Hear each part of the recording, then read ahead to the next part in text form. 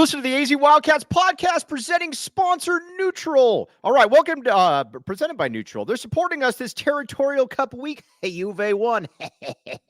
They're supporting us. Actually, they are. Neutral vodka seltzers are made with real fruit juice, and their variety packs come in a lot of great flavors. Head to neutral.com to find a store near you. Joined by the precocious Ben White, the venerable John Schuster. I am merely Mike Luke. All right, guys, this was an ass kicking.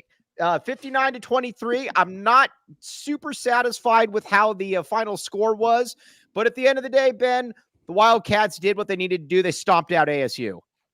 Complete domination from start to finish. It was 52-7 at one point there in the third quarter. Arizona appeared to peel back a little bit, which I know we're all not too thrilled about. But again, I mean, we've talked about it time and time again, from everywhere this program's been from the last 3 years. You know, the 70-7 loss in 2020, the one-win season against the one-win season where you only beat Cal in 2021 and just got absolutely smacked.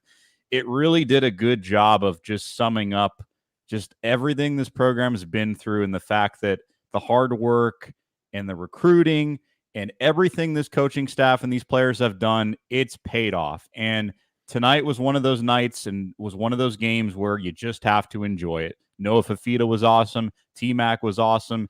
Arizona was blowing ASU off the line of scrimmage every single play. And as a result, they were able to run the score up. And you could tell that, Mike, this game meant something to them, and they deserve it. John Schuster, I like saying we deserve things. We deserved this win. I wish it was more, but we deserved this win. I also hope that the internet, this pretty good internet that looks like it's about as old as I am and has been acting up the last couple broadcasts, hopefully stays put. So if there's a problem on that front, just let me know and we'll do whatever we can. Nevertheless, I think my internet is about as good as it was today, completely dominated by the superior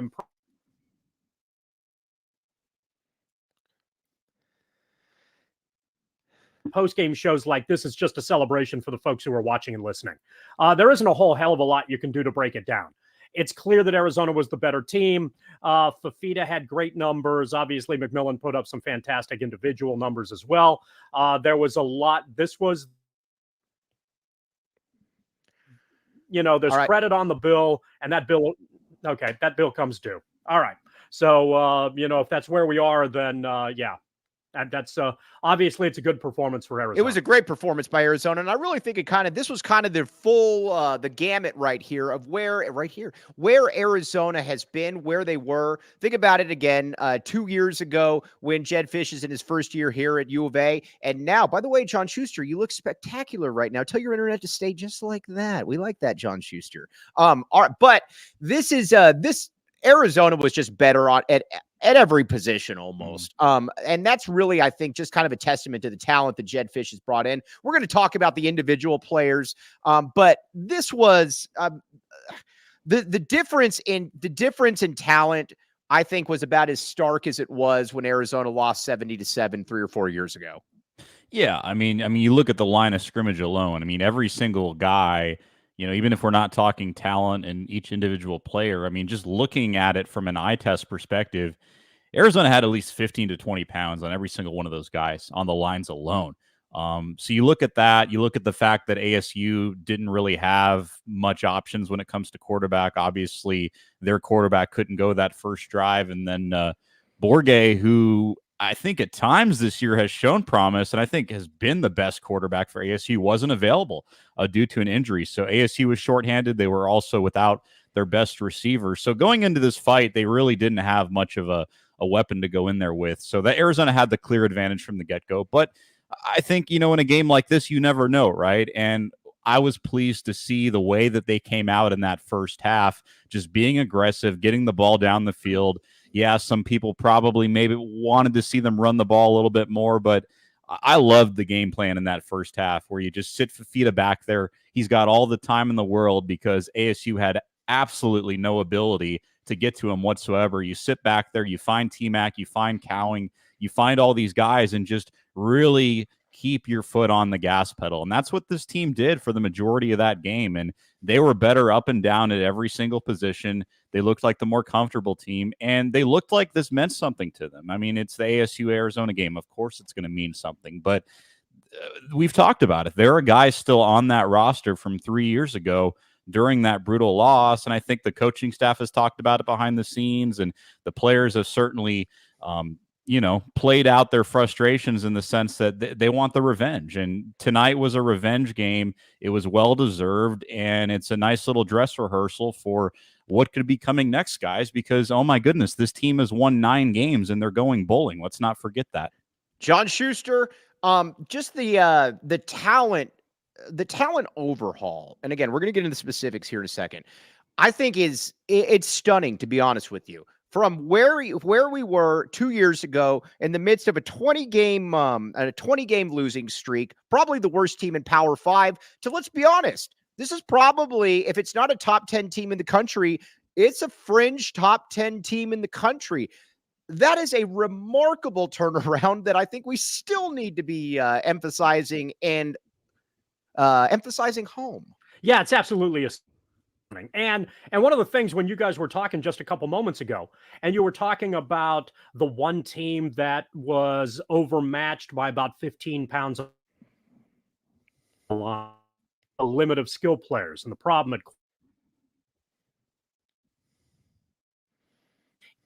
if we were to go back and listen to broadcasts like this from the Arizona perspective a couple years ago, we'd be saying exactly the same thing that you guys just said about where ASU is in regards to was. And you just change the names a little bit, and that's what you get. What Fisch has been able to do, his coaching staff has been able to do, and the players who have been willing to make a commitment to a program that has next to no football, college football history. And yes, you talk about Bruschi and you talk about Gronkowski and you talk about Desert Swarm and all that. Consider, you're talking about best years that in the last millennia. So it's not like this is a stacked program with all kinds of loaded tradition and the rest of it. And still Fisch has been able to do what he did and create a team that I have argued and said on a few occasions now does nothing great but everything well.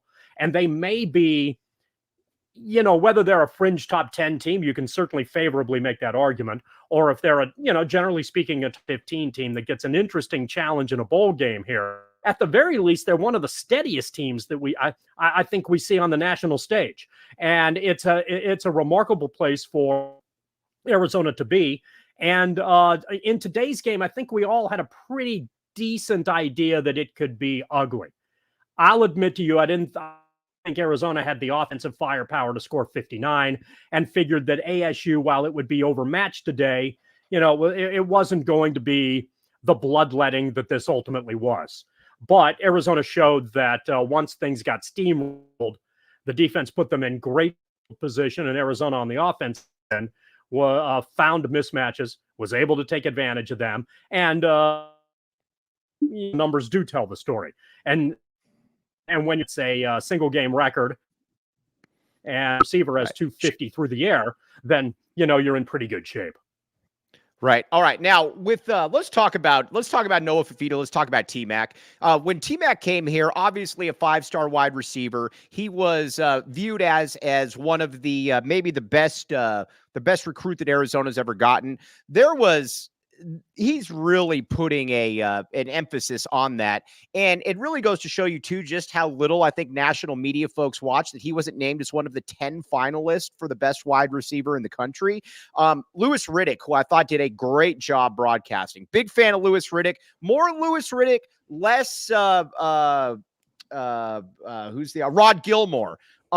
But just the way that he talked about it, you watch him, he looks different out there. There's just nobody that can really defend him. And it's been game in, game out. And we'll get to Noah Fifita because, like you said, he was dropping dimes. But Ben, this dude is a problem. This is what a starting NFL wide receiver looks like. Yeah, and Louis Riddick even said it himself. I mean, good look at this guy because, 12, 24 months from now, he's going to be in the NFL playing on Sundays in some way, shape, or form. I mean, we've talked about it. The talent is there. The speed is there. The agility is there. And ASU, I thought, made it very clear from the get-go that they were going to do absolutely everything they could in the secondary to slow him down. They were doubling him. I think there were some possessions where there were 3 DBs in the area of him, but it didn't matter. He still found a way to be break away and get wide open, in the sense that Fifita was able to find him consistently. And it helps when your offensive line holds up so well and they have all the time in the world to sit back there and extend plays and get the ball to him. So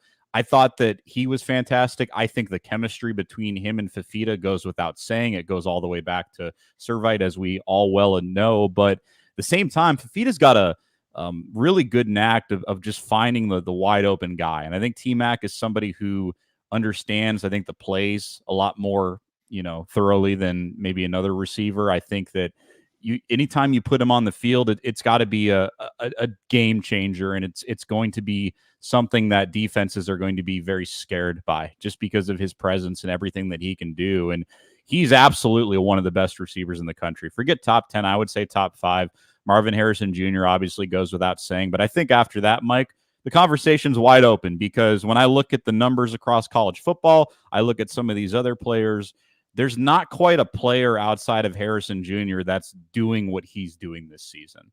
Yeah, I mean, Shu, he's just different. I mean, this is another game that he dominated. There's been multiple games this year where he's just absolutely dominated. And didn't he feel like he was surrounded by a force field? It was Yes, like ASU. yes. ASU knew exactly who they were going to throw the ball to, and still they couldn't get within 5 yards of him. It was like he was bouncing off a bubble or something like that. And then he'd run for another, 20, 30, 40 yards after that and put himself in Arizona in great position.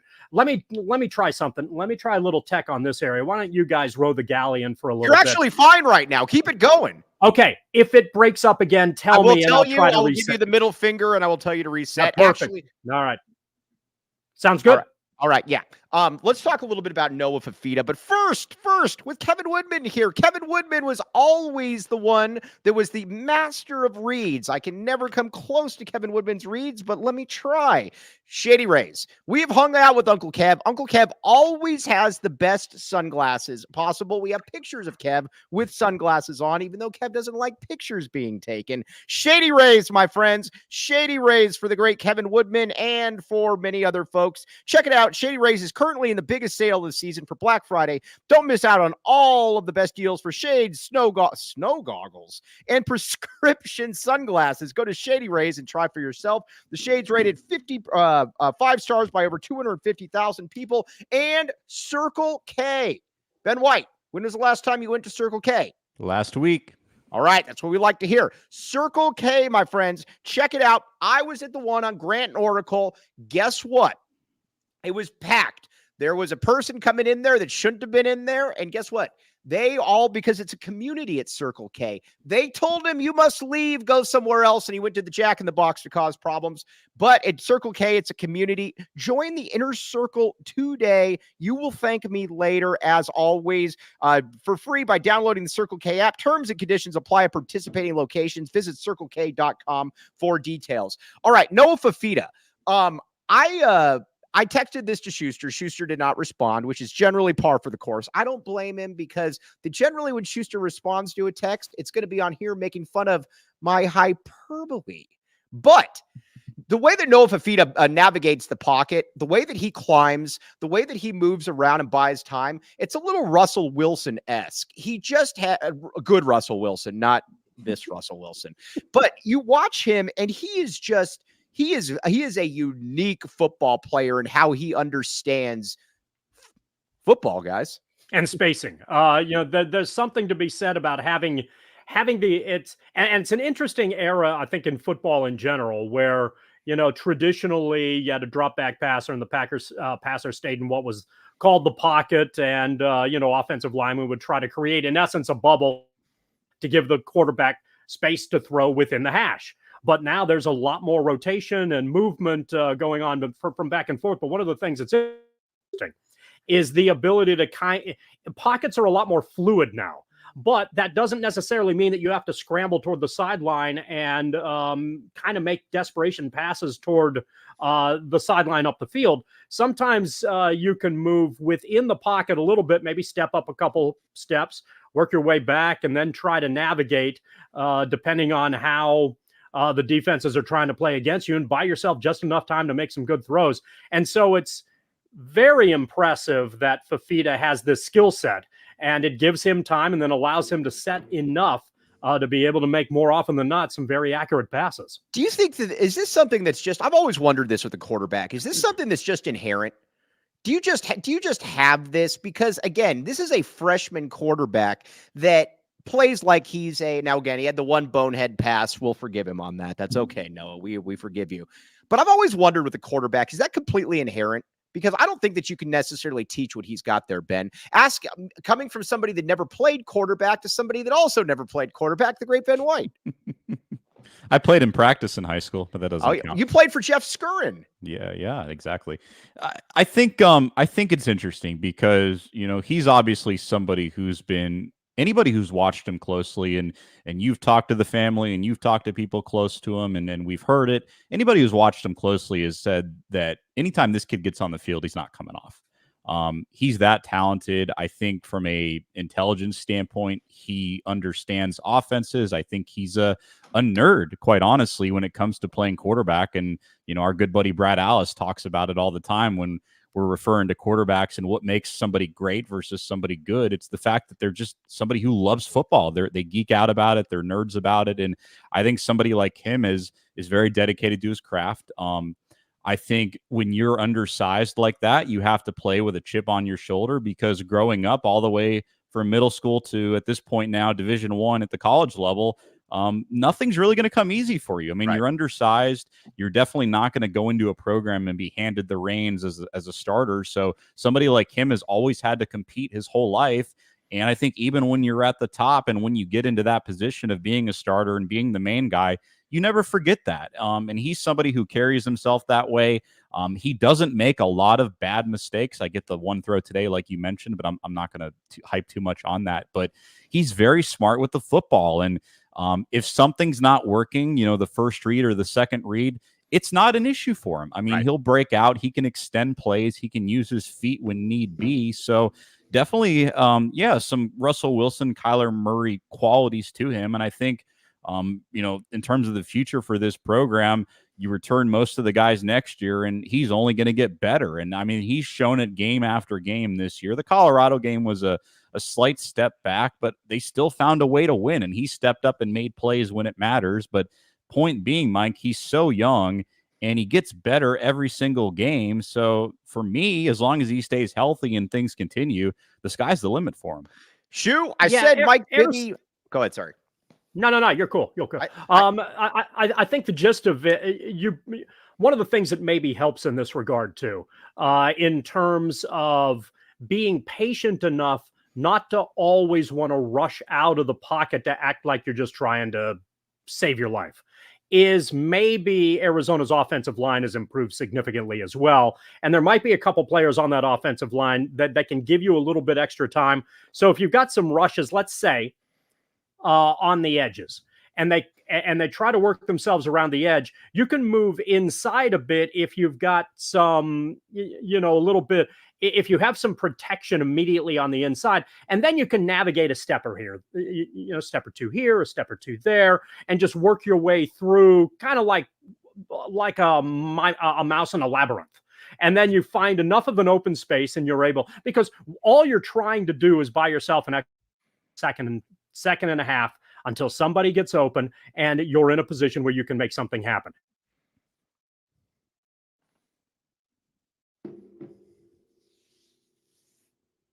Shoot, we lost. Shoot. Yep, breaking up. Okay, gotcha. If you decide if you're going to go from one sideline to the other, then you're in a position where you're cutting off half the field. But if you can stay in the pocket longer, you have a little bit more opportunity to make some things work. Oh, we're talking about, remember Caller Antonio with Uncle Kev?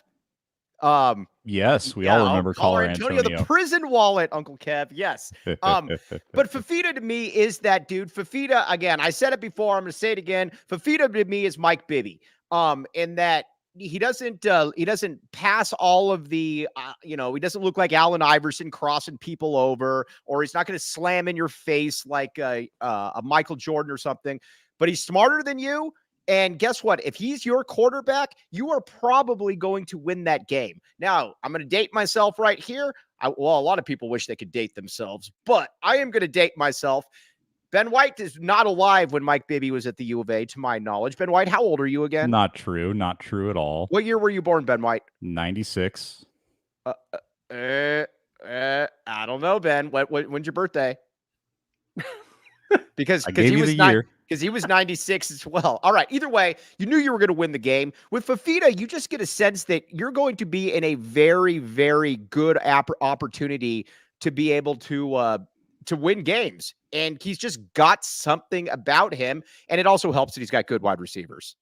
Yeah, I mean, he's got the personnel around him. And I think that's what a lot of us were frustrated about early in the season, because you look at the loss to Mississippi State, and you look at Arizona being in a tight spot against Stanford, and some of these other games, and even going back to last year. But this year, entirely different, because you've got the foundation on the line. You've got the wide receivers. You've got the running game, the four-headed monster, as we want to call them. You got four different guys back there, maybe even five. Oh, I thought you were talking about a guy with a big forehead that you called the four-headed monster. There you go. There you go. But the point being, there's nothing that this Arizona team, I think, has a clear weakness in. I think the secondary is good. I think you saw it today with Prysock and Maldonado and Davis back there breaking up passes and giving ASU absolutely nowhere to go when it comes to throwing the ball. It helps when you have one of the most well-rounded rosters that this program has maybe had in the last 20 years, Mike. And I think when you're somebody like him who has the talent, who has the drive, and has the ability to make plays when need be, it's a winning combination, because he's not Captain Check Down. He can go deep if he has to. I mean, we see this with T-Mac game in and game out. He's a very talented player. That's what drives me up a wall when I hear people talk about, well, he just doesn't make mistakes. No. He makes a huge difference out there. He can throw the ball. He can make plays wherever he needs to. He's that dude, as the people say. 50-yard touchdown to T-Mac today. Get out of here. He's not a game manager. If you ever see anybody that calls Noah Fifita a game manager, go and slap them, please. But just don't blame me, and don't slap anybody at that Grant and Oracle Circle K. That's on you if you do that one. All right, now let's see here. All right, yes. All right, now let's get to the defense. My bad, Gunner. As you guys all know, generally I'm wrong on most things. I take pride in it, but you know what? When I'm wrong, I'm looking to break your jaw with your hand with my jaw. That's how tough. That's how tough I am. My bad, Gunner Maldonado. I thought this guy was. I'll just be honest. I thought this guy sucked. Jedd Fisch was always saying he's way better than anybody out there thinks, and I'm thinking, all right, what does this guy Jedd Fisch know? Gunner Maldonado is a problem. Gunner Maldonado is one of the leaders on this defense. Yes, to the Alamo, all those people. We'll get to that. But dude, Gunner's a problem. My bad, Gunner. My bad, Pella. All of those people. That's why I am sitting here and you are playing Division I football. Ben White, I look like an idiot. Hard to argue that, even without the Gunner take. I mean, this is true. Let's be honest here. Yes. But no, I mean, he's had a tremendous turnaround from the first 2 to 4 games of the season. Leads the team in tackles today, 10 total tackles, 5 solo. I mean, there's nothing that he can't do. I mean, he's really good one-on-one with coverage, but he's also really good in the open field. And I think, he reads coverages very, very well. And kind of like Fifita, right? When you talk about having the smarts and having the ability to go out there and understand what needs to get done, even if you're not the most talented guy or you don't have the best physical attributes, it's going to go a long way. And I think somebody like him is lengthy and long and can do a number of different things. But, when you look at him compared to Prysock, I mean, Prysock, I think clearly looks like the better corner, but he doesn't look out of place out there. No. He's talented. He can make plays happen. And this defense has really, I think, fed off the secondary getting better, because I think the pass rush has been there all year. Obviously, you bring in big guys like Upshaw and Norton, and we know the story there. Who'd you say? Big Bill Norton. So we know the story there, but I think the defense in terms of the secondary has always been, kind of the question mark, at least in the first half of the season. And gradually every single game, it's gotten better. And that's because of guys like Gunnar Maldonado for sure. Yeah, I mean, Gunnar Maldonado, just again, my bad, Gunnar. This defense, though, the way that they're able to make a transition on the fly is incredibly impressive. Shaz, if you're going to say Big Bill, you're going to call him Big Bill Norton, my friend. It is not just two words. It is all. If I can't get away with it, you definitely can't get away with it. Come on, Shaz. As much as we like you bringing the Jack in the Box. By the way, check out the Jack in the Box on University. The best Jack in the Box tacos in town, even better than the ones on Grant and Oracle, my friends. That's even a scary better Jack in the Box. Yes, His Jack in the Box is way better. Yes, this Jack in the Box is there. Plus, they have high quality people. By the way, speaking of high quality people, look who's trying to make his triumphant return possibly. We're trying, and it sounded like I missed some amazing Jack in the Box talk. I hope this helps. I don't know. We'll find out. My amazing technical skill set being that you look flawless right now. The head is shining. It is shining. It is. You got the U of A. By the way, Tony Gimino would be very upset if he saw that A shirt on you, that block A. Tony Gimino would not be happy. No. And it's understandable. You have to be objective in broadcasts like this. No, I mean, it's something like this. When you're on the AZ Wildcats podcast, right, all you do is report the hard facts, do nothing else, just report, and report the facts again. Also, the Tony Gimino line. Let's see how the season plays out. Let's see how things happen here. Here's how I asked Tony when I asked Tony Gimino earlier in the season. I said, "Is this the third best team ever?" And he says, Mike, that would be grossly unfair to cast such a wide net of expectations on such a young group of individuals." Mike, is this the third best internet that I've ever had in a post-game broadcast? This is good. This is good. By the way, you know that I have the best as good an internet as there is in all of Tucson. All of you people out there, you're probably jealous. Guess what? You look at Ben White making all that money in California, selling AT&T. You look at John Schuster, who's been in the scene for years, and then merely Mike Luke having fiber internet, my friends, fiber internet. Ben, I know you're jealous. I can hook you up with somebody that can get you fiber internet. But first, there's something else. That would be great. All right, BetMGM. Now, I was telling you all before the season. I've been telling you this before. Again, generally I'm wrong, but on some things I'm right. I'm generally right on the U of A over. I told you before, the over of 5 was easy money, my friends. Easy money. And guess what? We've won 9 games, and we're heading towards 10. All right. Now, you could be on BetMGM, and you could get all of that. Again, here's the cool thing you got. Put $10 down and you'll receive $200 instantly in additional winnings, regardless of your wager's outcome. Sign up for BetMGM. Use bonus code PHNX. Place your first BetMGM sportsbook wager through the BetMGM sportsbook mobile app of at least $10. You will receive $200 instantly in additional winnings. Check out the show notes for full details. Again, as always, you'll thank me later. One other thing, too. Arizona Lottery. John Schuster, you do scratchers. This is correct? No, I should. Because I'd have a better shot at scratchers than the consistent losing that I have with, I go big. Now, if I was wise like you are, now, Ben, you're not allowed to play the Arizona Lottery because you're not in that state. We can probably work some black market things out for you. Oh, I did not just say that live with my Oh, you did. Oh, the scandal brews. You know, if I was pure wisdom, you know, that the scratcher would be the direction that I went. I tend to go big and probably play a little bit more lottery than I should. But one of these days, all right, one of these drawings, Arizona Lottery.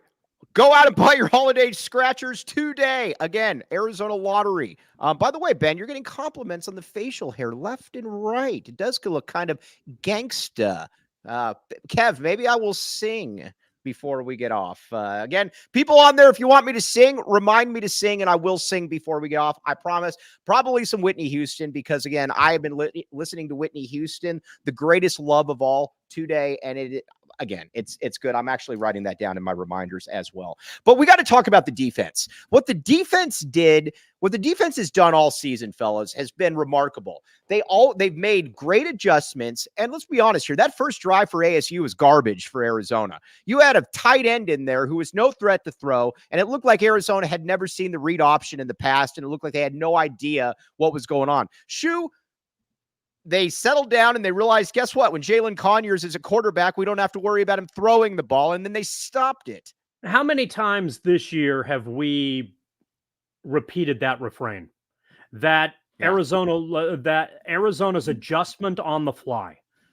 4-5 games this year. Right. It's not uncommon. And I'd be kind of interested, maybe this is something that our pal Anthony Gimino, who's a big stats freak, can go back and look at. I'd kind of be interested to see what Arizona's general defensive numbers are in the first portion of the first quarter. Let's say the first 8 minutes of the first quarter. And after that, to get a general idea of what their overall adjustments might be. Because they obviously have a very good game plan coming in. You know, they understand how to scout what it is they're trying to attack, but then it seems to take them a possession, often, not always, but often, to get acclimated to what it's actually like in a field game situation. And then once that happens, the ability to communicate the necessary adjustments seems to work very well. They have an understanding of what to expect and how to defend it. So that aspect of it, I think, in addition to obviously talent that's able to, execute those plans, Arizona's ability to adjust on the fly, I think, has been very good. And it was kind of entertaining. I don't know if you guys were getting these, similar texts from Wildcat fans as well. When ASU was going on that first drive, it was like, everything was completely falling apart and panic buttons were unloading all over town. Right. And it's sort of like, dudes, we've seen this before. I might start to get a little concerned if we're in the second quarter and the team's moving up and down the field. But against Arizona, that hasn't happened on a consistent basis for 6 weeks?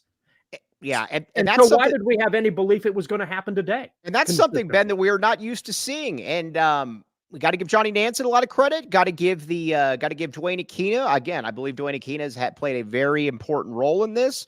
But either way, this team knows what it's doing. Well, and Shu's right. I mean, it's happened every single first possession for this defense going back to the Wazoo game. They let up an early touchdown. They put up, I believe, 44 points. Same story every single game. So I don't know if it's just a momentum thing, starting the game, whatever it is. I mean, regardless, it's a good issue to have. Just be thankful it's the first drive of the game and not necessarily the last drive of the game. But yeah, this defense has adjusted spectacularly. I think it goes back to personnel. I think it goes back to the fact that I think this offense has also come along the last 6 weeks. And we were at a point early in the season where we thought to ourselves, okay, Arizona has a better foundation than last year for sure. They have good receivers. They have a good running game. But can this team consistently score more than, 14 to 20 points a game? And I think they've gotten better as time has gone on. And a big part of that has been, it's no secret, right, switching to Noah Fifita. That's helped you a ton. I think you go up in a game like you did against USC in triple overtime where you're having to put up 40 plus points. And it really was the turning page for that offense, I think, after that game, because there was just a flow and there was just something about it that was different that we hadn't seen in the beginning of the season. And when your offense is able to score a lot more points and be a lot more consistent and take time off the clock, it's only going to help your defense. Because your defense is going to have time to rest and guys are going to be a lot more locked in. So I think, the defense was doing a lot in the first 4 or 5 weeks of the season. And as time has gone on, they've gotten better, but their job has also gotten a little bit easier, I think, too. Shu, I see you wanting to make a point. Yeah, Mike, you and I had a conversation, I think it was after the USC game, and it's kind of a bad example because it's outside of Colorado, the last game where Arizona gave up a lot of points. Mm-hmm. But one of the things that you talked about, and it's clearly important here, and it was discussed on the television broadcast today as well, is one of the things that I think we've forgotten in the gist of it, just it's unexpected. It's not that it's been forgotten, it's just unexpected. When you don't, if you look at Arizona, not from an overall uniform standpoint, which team is USC, for instance, which team is Arizona. If the uniforms were removed from them, from an overall talent and physicality standpoint, It's hard to tell the difference. And that obviously has a lot to do with it. It's great to be able to communicate what you want to do on the defensive end, but you better have the talent to be able to do it. And Arizona has significantly improved in 2 areas on the defensive end. Its line is legit. Yes. And I know, Mike and Ben, you guys have talked about this on a number of occasions. But the big cornerback thing has played such a significant deal at this level. And it allows Arizona to not just be able to put pressure on the quarterback, but to put pressure on receivers as well. Yeah, and that's a huge thing. How many times now? Listen, Takario Davis. I tweeted this out. If Takario Davis had hands, he would be Ed Reed. He has, I think he's dropped something like 13 interceptions this year. Or whatever. I think it's 8. Actually, yeah, it's something wild. But he leads the conference in pass deflections, as they noted on the screen, and like Shu said, it gives you such a margin for error. How many times have you seen one of those two players maybe get beat or maybe not be in the right position, but they're able to reach back? They're able to maneuver in such a way. We're used to seeing Smurfs at corner, and now having 6'3", 6'4" wide receivers, corners, like Shu said. I mean, that's big time football right there. You don't see a lot of programs that have stuff like that. Hey, maybe one of them can be Travis Hunter and play both. No, I'm just kidding. Right. But no, I think that's been key. And you've seen it in years past. Not to say that the D line has been anywhere close to what we're seeing this year with maybe some teams in the last few years. But at the end of the Sumlin era, they did try to get some bigger guys. Granted, they were bigger. They weren't the most talented guys for sure, but it didn't really do much just because of how bad your secondary was. And I think, you want to talk about Nansen, you want to talk about scheming, and it's all well and good, but it comes down to personnel. And Jedd Fisch has said that over and over when he's been asked, whether it's in a press conference, on a podcast, etc. The biggest difference between year 0, 2021, as he calls it, and what we're seeing right now is personnel. And you got 95 new guys on that roster. It's a different program. And when you have good players, when you have a good foundation, and when you have depth, it's not just like a Scooby Wright, right? Or one guy on the defensive side that can make plays. So Will Parks and a Scooby Wright. It's 5 or 6 different guys, because you talk about that D line, you talk about 1 or 2 guys in that secondary, 3 maybe if you want to include Davis, Prysock, and Maldonado for what he's been doing. Who's Davis Prysock? Davis Prysock? Yeah, no, I'm just kidding. I thought you're no. We're using last names here, Mike Luke. Right, we're trying to be like John Schuster. We're trying to be very formal on this broadcast. We are. It's always such a terrible idea. Any sentence that involves we're trying to be like John Schuster is usually a failed experiment. All right, Bear Down Cats, we're going to get to this because I was a little irked by this. But first, Barry Manilow it is for Uncle Kevin. I made it through the rain and found myself respected by the others who were rained on to and made it through. How about that? All right. I thought you guys would A+++. That was an A++. I was John Schuster. How do you feel about this? I was really wishing that my internet would have gone out there. All right. What were we talking? Oh, I don't like letting up the gas. I listen, I know maybe maybe this is a millennial thing, but I wanted to see Arizona State when they played Arizona, tried to go 70-7. They tried to score as many points as possible. Arizona went nice guy and they made the score more reasonable. Ben White, agree with me, or are you going to disagree with me like I think John Schuster probably will? I wasn't happy about it, but at the same time, I understand it. Fish made it very clear, I think, on the TV broadcast that he was just going to try to rotate some younger guys on defense. And look, you're up. What at one point was it 52-7, right? Mm-hmm. I don't like the fact that you let up that 31-yard reception. Rashada threw a really nice touchdown. That receiver did a really good job. I didn't like that because the defense was clearly caught asleep at the wheel there. But by and large, yeah, I mean. Could it have been, 70-7? Yeah. Would we have liked to see it be 77? Absolutely. But at the same time, guys, pretty big margin of win here. And from everything that this program has been through and the fact that you've got to be smart because there is one more game, your Super Bowl or bowl game, whatever you want to call it, wherever it's going to be. I'm sure we'll get into that. You got to be considering that as well. So, yeah, it wasn't great. But at the same time, you know what? Arizona still kicked the shit out of ASU. Yeah, John Schuster. I don't care.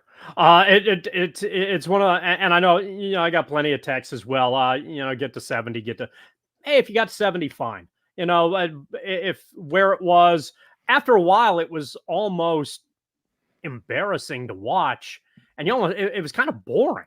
There was such a degree of difference and dominance between the two programs that just getting out of there is perfectly fine. I'm not sure that, it doesn't matter in that Arizona was the better team.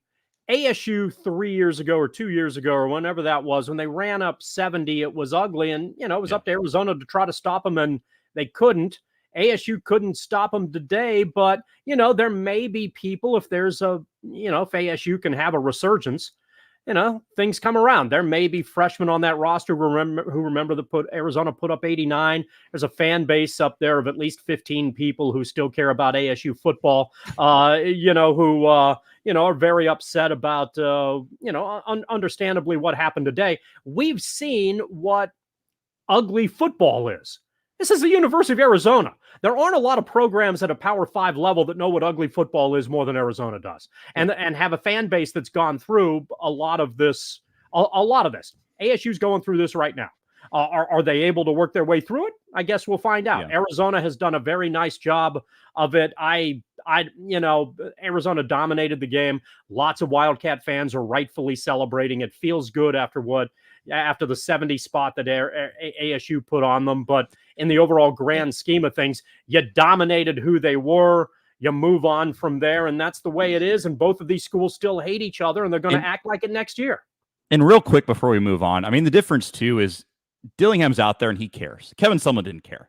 And I think when the coach doesn't give a crap, it's a reflection of the entire team, right? Because you get mowed down, you don't really care at that point. And Dillingham still felt like there was something to play for, right, in the second half, because he's in that program. He's trying to build it up from the ground up. So there's a level of effort there that just wasn't there 3 years ago. I think that's the difference too. All right, Jedi DeForce. Next year, we're going to have the big JDL on the DL. I don't know what that means, but you strike me as knowing something I don't. Maybe elaborate a little bit more. Thank you for the super snap right there. I appreciate that. All right, super chat. Sorry. That's my boomer moment. Now, Arizona probably going to the Alamo Bowl, probably going to play Oklahoma. Arizona, I know the great Kevin Woodman is making fun of San Antonio. He has that in common with Charles Barkley as well, who likes making fun of the women in San Antonio. But Alamo Bowl is awesome. It's a fringe. It's not one of the Power 6 bowls, but it's literally that right step below. The Alamo Bowl against Oklahoma, I think, would be awesome for a variety of reasons. A big reason why I would like to see that is also just to see the talent on the field, kind of like with Arizona SC, where you and I were texting back and forth, and it's like, man, the talent disparity out here, there doesn't really seem to be one. I'm curious how that would look against Oklahoma. Agreed. And one of the other things in this winning streak, Arizona has played its share of, and this is going to sound like a backhanded compliment to Arizona's defense, and it's not meant that way at all. Arizona's defense has been great and done a lot of good things. We talked about that we covered that 5 minutes ago. But Arizona has played a number of Pac-12 teams that have been, have had some issues or inconsistencies on the offensive end. That is not the problem with Oklahoma. So if that matchup happens, we do get a good test of what Arizona's defense can do against a legitimate, nationally recognized offense that does a lot of things and has some big-time talent. And even though they're leaving the conference, the thing that I'm really kind of hopeful for is just to get a preview, a little bit of an early preview of what you see out of the approach of the Big 12. Because next year's going to be an adventure for everybody. Big 12 teams don't know how the former Pac teams, align. Pac teams don't know, what going against Big 12 talent week in and week out looks like. So I think that becomes a very, I don't know if it's telling per se, because Oklahoma's very good. I think that game can be a blast, especially if Oklahoma doesn't go into, we don't really want to feel like playing in an Alamo Bowl. We feel like we're better than that. Got a bunch of kids who are looking ahead to, that's NFL fine. I say we take their lunch money. What I'm hoping for is that doesn't happen and you get an equal playing field with two very good teams. I'm disappointed when college kids don't play in a bowl game. So all of that aside, that'd that matchup would be a blast. And Yeah. the fact that Arizona has solidified its position to be able to get into that conversation is a testament to where things are going. The amount of coin you would have made on an online gambling platform if you had predicted that Arizona was going to play in Such a as bowl as BetMGM. lofty, such as if you were, that Arizona was going to play in a game as lofty as the Alamo Bowl, you probably would have gotten decent odds on that one. Have I told you guys about Desert Financial Credit Union? Oh, Tell us again. Oh, you must tell us again. Okay. All right. Man, that the must is really, I think, what put it over the top. Not just merely saying that, but the must. Here's the deal. They are like John Schuster. They are a person of the community. They will talk with you during the day about sports, and then they will Schuber you around in the evening. In fact, they will Schuber you to Desert Financial. They will, if you want that, they will do it. What's the farthest you've ever Schubered somebody? Phoenix. Is that it? But I've been to Sarita. I've been to Sonoyta a few times, but Phoenix is the longest ride. Okay, Desert Financial Credit Union. You could probably find one a little bit closer than San Diego, or I don't know why I said San Diego. But again, that's probably true. We'd love to see a bowl game in San Diego. When you open a free checking account online, get $200 in bonuses. Get started by visiting desertfinancial.com/200. Also, geez, Kevin Woodman, one of Kevin Woodman's, the great Kevin Woodman. What did San Antonio ever do to Kev? My goodness. It's a funny comment for sure, but wondering if there's something behind it. One of Kevin Woodman's favorite things to say is about he wasn't opposed to THC type stuff, but there was just way too many delivery systems involved. You had to get a pipe, you had to get a lighter, you had to clean it out, all of that. Kev, I have just what is for you, the delivery system that you've been looking for all these years, my friend. OGs. All right, OGs. Here's the deal, Kev. You can get OGs. These are gummy THC, my friend, with no delivery system other than just consuming them. Very, very cool. Now, again, we're taking some outside. Hold on. Actually, I got the wrong read there. My bad. Either way, check out OGs. You will thank me later. We are brought to you by our friends at OGs Brands. Very good stuff. You will thank me later, my friends. All right. We need to talk about Jedd Fisch leaving. Schuster, Ben, I think Schuster hit the nail on the head. Every coach that comes to Arizona, they essentially dig their own coffin, and we never hear from them again, outside of Larry Smith. Dick Tomey, coaching at San Jose State. John Makovic, Nate Rady is still looking for him in Japan. Mike Stoops is still living with his brother. Rich Rod is at Jackson State, and Kevin Sumlin is getting DUIs as the offensive coordinator at Maryland. It's not a glorious track record. John Schuster, Ben White, you always talk about how let's not worry about this because this is a good problem to have. We are not used to being in this situation. Go ahead, I mean, 100%.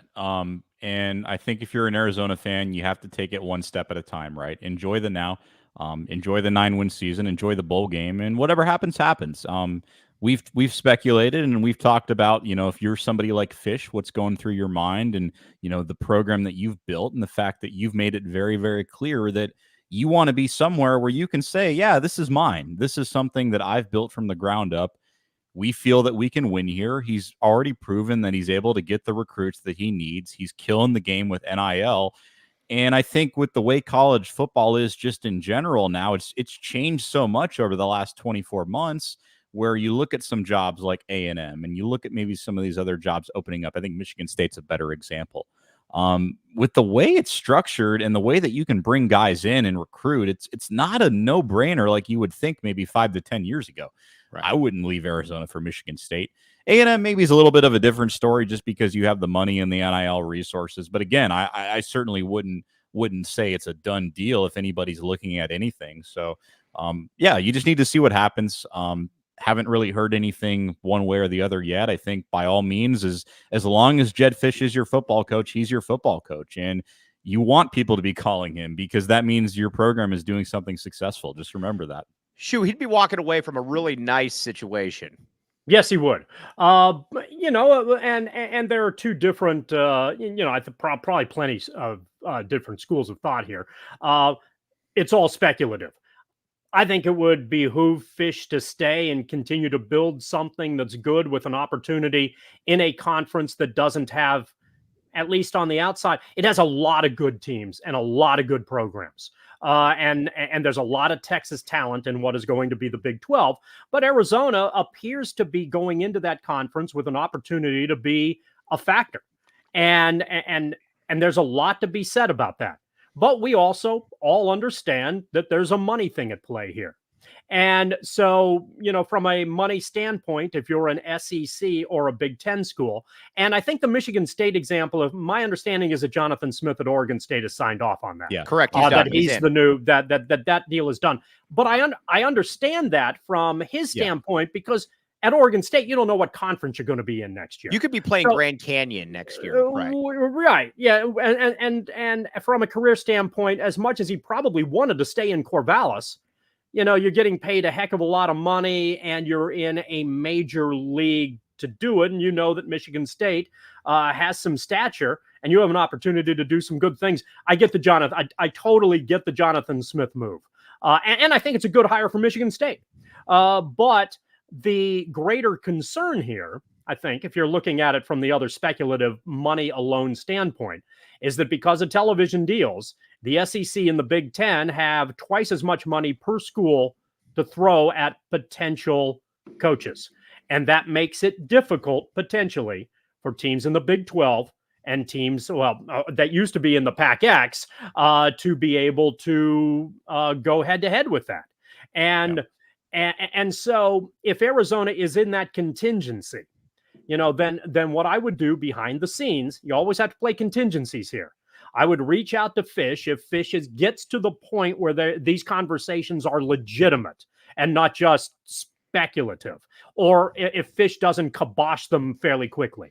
If he's out there looking and the money's out there and it's interesting, then I would reach out to Fisch. And if you can't match the offer, you ask him, okay, who is your handpicked successor at Arizona to keep to keep the train moving with the philosophy that is very similar, as opposed to the school trying to go out and find somebody else who might be philosophically entirely different, and see if there's a guy who Fisch says, I like that guy to be able to replace me. I think they're going to do a lot of the same things, and Arizona's on solid footing. That is the approach I would take if I'm in contingency mode for Arizona. The question beyond that from a money standpoint becomes a little bit more dicey depending on how you want to analyze this from a PR standpoint, because, and I think the points that Mike is going to make in regards to this are good. However, from Arizona's standpoint, you upped Fisch last year. You have a $250 million shortfall on your books right now. If you're asking the community to buy into a major raise for your football coach, you'd better be aware that that's not going to necessarily play well in a lot of circles, and you'd better have a good answer for that. So that's the contingency they need to make if they decide they need to up his contract and they think he's worth doing that. All right, this is probably going to get me in some trouble with some academics. I get it. Totally understand the gripe, but at the end of the day, you're also not bringing 55,000 people into your anthropology class. The football and basketball bring in a lot of money. I understand there's a reason that these are always the two highest paid state employees at any university. That's always the reason it is, because guess what? They bring in more money. Also, I want to talk about Texas A&M for a second here, because that's the school that Fisch keeps being linked with. But first, Desert Financial Credit Union, by the numbers. Okay, Jacob Franklin, the great Jacob Franklin, please pull this up. All right, here are the numbers. This is called an ass kicking. My goodness. Now, this is presented by Desert Financial Credit Union, of Arizona's #1 credit union, named by Forbes. All kinds of good stuff. Guys, 527 yards to 82. That's very good. Arizona just beat the snot out of them, and that's where it was. You nailed it, Mike Luke. That's all we can say here. John Schuster, you disagree, I can tell. Yeah, that's some powerhouse analysis right there. But when you have a game like this, anyone can break down those statistical enumerations. Right. Okay. Now I want to get back to Texas. Before we sign off here, I want to talk about Texas A&M. I know that Texas A&M has a lot of money. Texas A&M in my lifetime has never been consistently ever good at football, ever. No matter who they bring in, from Francione or whatever his name was to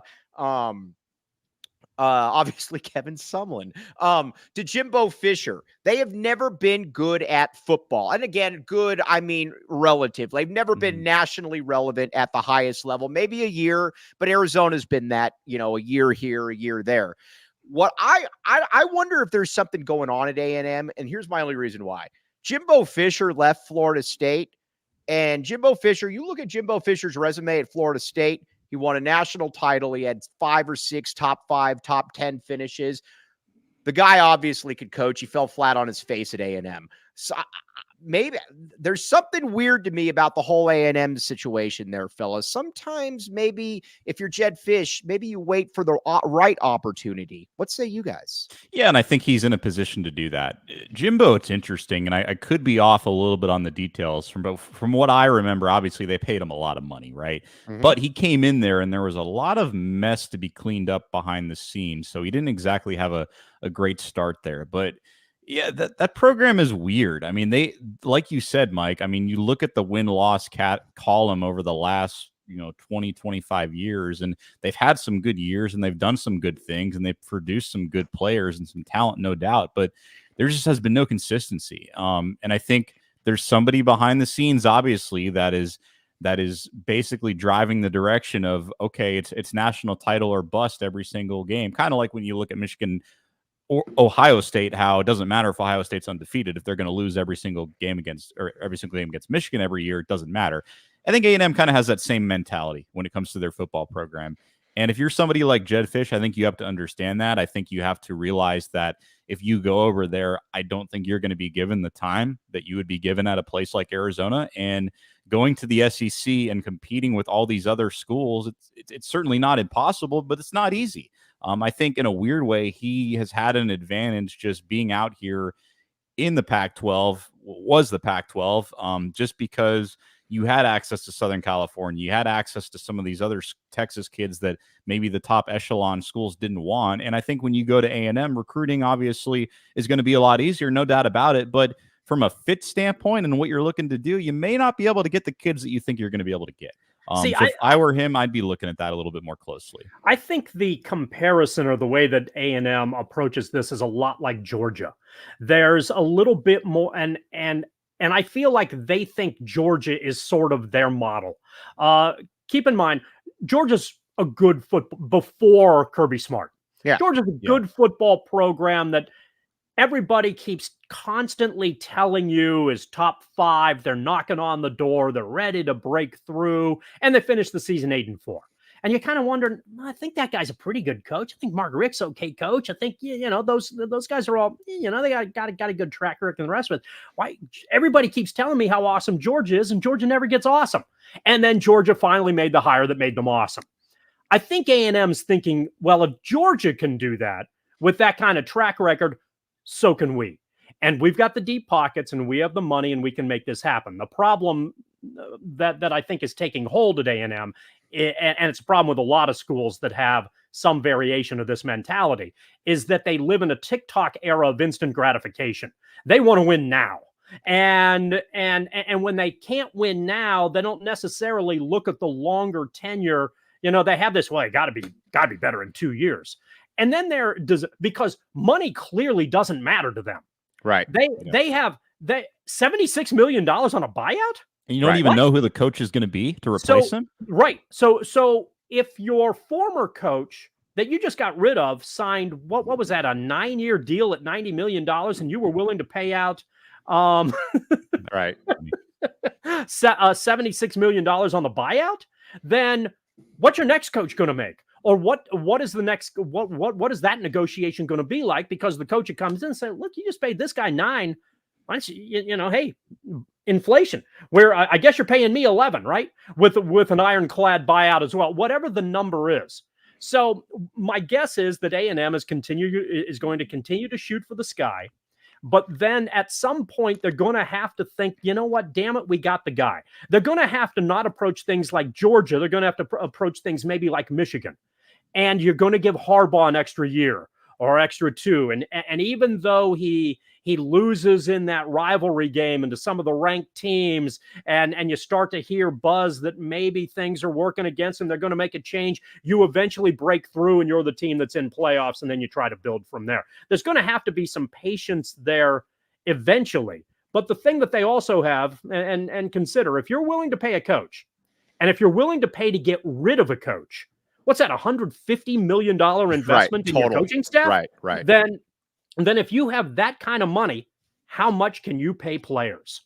And that's ultimately from an NIL standpoint what this is going to come down to. So they're going to have to hire somebody who has some sort of deep pocket vision that can convince players that, yeah, you may not like A&M very much. You know, it might not be your favorite city or whatever, but holy crap, are you going to make coin to come here? And they're probably going, if they're willing to pay more for a coach, then they're probably going to have to pay more for a lot of players to be as elite as they believe they can be. Okay, guys, I am going to leave everything on this note. The absolute overhaul, how do I put this? Actually, I'll just put it like this. The absolute overhaul that Jedd Fisch has done with this program has been absolutely astounding. Again, 2 years ago, this was arguably the worst team in Power 5 football. Now it's a team that is on the verge of the top 10. And they're solid at every single position. Quarterback, check. Skill positions, check. As Schuster said, the lines are fantastic. They're even different than a lot of your top flight teams in that you've got the big corners, you've got the physical players in the defensive backfield, you got linebackers. It is a team that does not have many weaknesses, if any weaknesses at all. And that is a huge testament to what Jedd Fisch has done, because this didn't just happen overnight. This was something that took obviously some time. And that is, again, that's all on Jedd Fisch. I have rarely in college football, especially at a non-blue blood, have I seen an overhaul like this. And again, A++ job for Mr. Jedd Fisch. It's unbelievable. It really is. I know there have been dynamites and powers over the years in college football, and things come and go, but just what you were dealt. I mean, you were at absolutely rock bottom. You had nothing. You were in 2021 arguably the worst team in all of Power 5 Division I college football. Wasn't even close. And everything you've done to come to this point is a testament to Jedd Fisch and the recruiting that they've done and the strategy and the foundation that they've built. Because I think, to go back to our A&M point that Schuster was making, and I think it's all well and good, but at the same time, you can't just write the biggest checks and have the best team. There's a level of coaching that comes with it. There's fit, there's culture, there's all these different things. And Arizona has had its challenges, right? They've had challenges with injury. They've had challenges at quarterback, figuring out who that was. And eventually you got it in Noah Fifita. But this coaching staff has really navigated things and really taken initiative to correct those things and do it quickly. We could even break down the little things like red zone offense. How bad were they last year when it comes to scoring within their own 10-yard line? They were awful. This year, they're fantastic at that. You look at the defense. Everything that they've had go wrong for them early in their tenure, they've corrected it immediately. And I think that goes to everybody who is around the coaching staff, and a big up to Dave Hickey and everybody who's helped build this foundation, Mike. Shu, close it out right here. I think there's also maybe a wild card here, and that is the unique position that Fisch is in to build a program that has next to no history. Arizona fans, many of them, and many of the players, the former players here, love the Dick Tomey tenure here, and there are a share of fond memories that come from that. But for all intents and purposes, what Fisch inherited, Mike, as you noted, was a disaster. And Arizona, for the most part, has been occasionally mediocre to sometimes pretty good, but has never strung 3 good years together. This is yours. And this is so if you're into being a legacy coach and you're just not chasing the next paycheck and the next job, Arizona is an ideal place to put your stamp on something that makes you something of a community legend. Now, keep in mind, this is 1 year and 7 games. Technically, this is a 7-game renovation for Arizona. It's been remarkable. But you have to do it next year. And then you have to do it the year after that. And then in year 4, if you can be consistently good in that 4th year, now you're on to something. Now you're legitimately on to something. You have cemented yourself in the memories of a lot of people that Arizona just isn't a spike, an occasional spike, but that can be a legitimate football program. And that's totally unique territory in the history of this school, which has never had that. They've been able to spring good 2.5-year campaigns together. They did it in the 70s under Jim Young, where they were 8-3, 9-2, had some good runs. Larry Smith peaked in that regard. Tomey, of course, in the early 90s had about 2.5 years, by the way, which were kind of similar to this one before they dropped off to be a 500 team and had a difficult time digging beyond just being an occasional spike school. So you still have some work ahead to be able to maintain it. But if you can do that and you're willing to stick it out, then you're staring at legend status for a program that had no such thing when it came to football. And that is a very unique position to be in. Can Fisch do that? Obviously, that remains to be seen, but at least he has set the foundation for that being a possibility. All right. For the great John Schuster, Ben White, I am Mike Luke. Again, Arizona beat the snot out of ASU. Take that, Jacob Franklin. You have been listening to the AZ Wildcats postgame. We all silly like the mayor.